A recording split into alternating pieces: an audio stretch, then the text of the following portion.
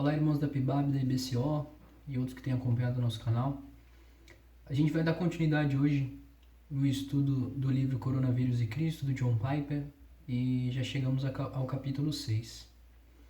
No vídeo anterior, nosso irmão Cleidson, ele fez a introdução da segunda parte, que trata agora de algumas respostas que o John Piper ele coloca para nós sobre o que Deus está fazendo através do coronavírus. Lá no finalzinho da segunda parte, só para que a gente consiga introduzir esse capítulo 6, que é o capítulo de hoje, ele diz o seguinte, ele usa o texto de Lucas 12, dos versículos 56 e 57, na qual Jesus ele fala com alguns homens que diz o seguinte: hipócritas, vocês sabem interpretar a aparência da terra e do céu, mas não sabem discernir esta época? E por que não julgam também por vocês mesmos o que é justo?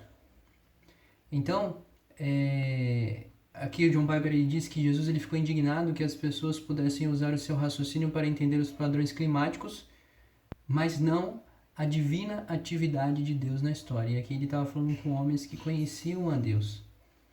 Então, ele diz nessa segunda parte, no finalzinho dessa introdução, que ele espera que assim como esses homens, na verdade não como esses homens, mas que a gente possa buscar entender o que está acontecendo nessa época através da palavra de Deus. E ele sugere 6 caminhos no qual Deus está agindo, no qual nós poderemos ver um pouco mais do que Deus tem feito através do coronavírus, né?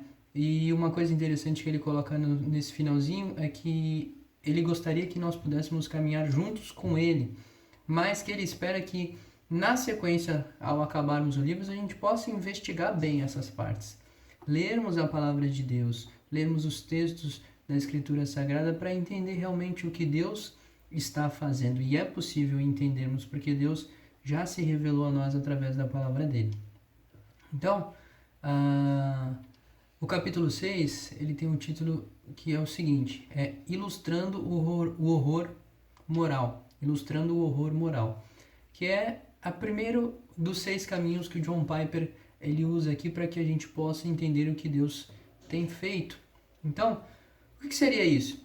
Deus ele está dando ao mundo, no surto do coronavírus e assim como em todas as outras calamidades, uma ilustração física do horror moral, do nosso horror moral e da feiura espiritual do desdenhoso pecado. Então, a gente vai desenvolver um pouco mais nesse capítulo 6, mas essa é a introdução que o John Piper coloca aqui. E ele divide esse capítulo 6 em 7 partes. São 7 subtítulos que eu destaquei para que a gente possa ir entendendo parte a parte o que ele colocou aqui. O primeiro ponto é que, de fato, o pecado é o motivo de toda a miséria física existir. Então, lá no 3º capítulo da Bíblia, é descrito a entrada do pecado no mundo e mostra que o pecado é a origem da devastação e miséria globais, né? Aí um resumo disso a gente encontra em Romanos 5,12 que diz: quando Adão pecou, o pecado entrou no mundo e com ele a morte, que se estendeu a todos, porque todos pecaram.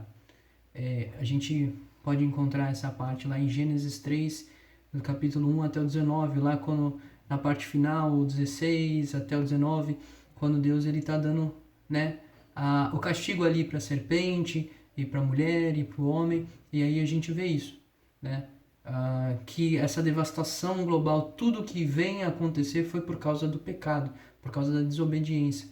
Então o mundo está quebrado desde então.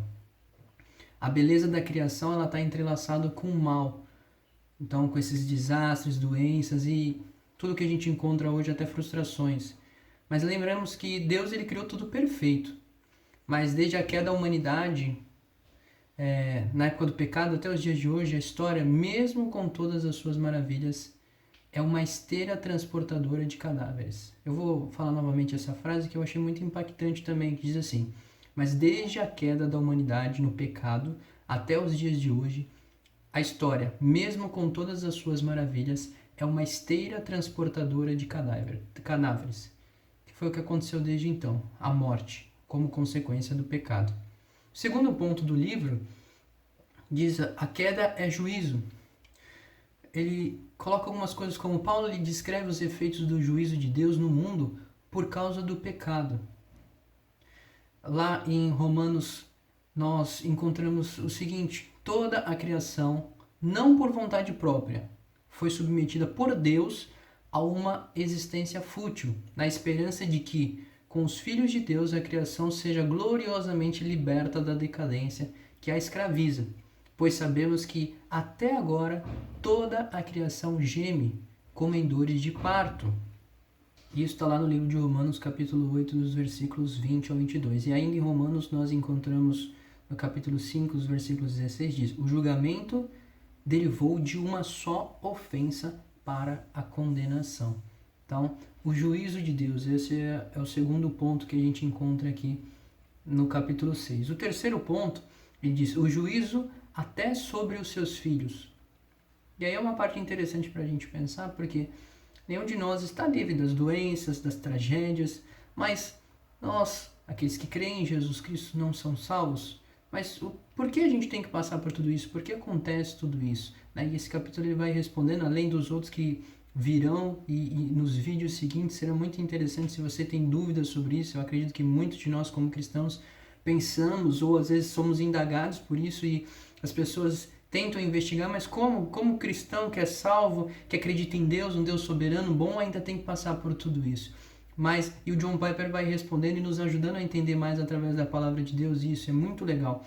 E aí na parte C, ele diz assim, que nós podemos encontrar em Romanos 8, 21, uma passagem de muita esperança, que diz assim: pois sabemos que, até agora, toda a criação geme como em dores de parto, na esperança de que, com os filhos de Deus, a criação seja gloriosamente liberta da decadência que a escraviza.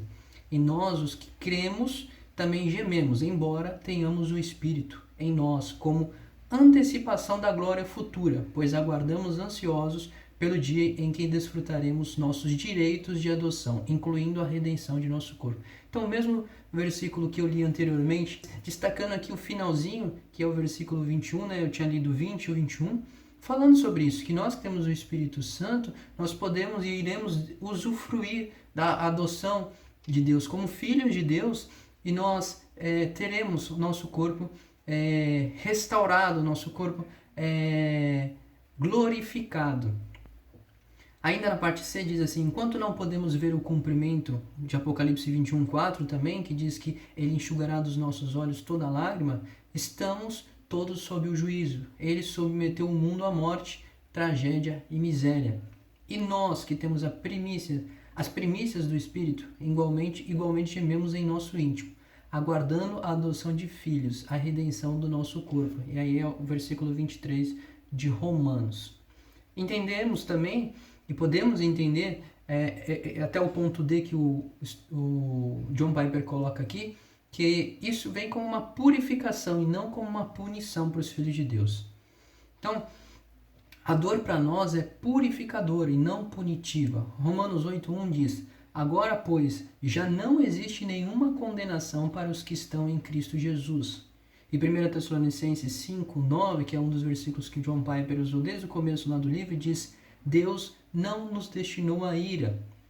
Então, nós passamos por tudo isso, mas com uma ideia de purificação, de aproximação com Deus, né? Nós sabemos que o nosso viver é Cristo e morrer para nós é lucro. Então, nós devemos lembrar que essas circunstâncias devem ser uma forma de nós nos achegarmos mais a Deus.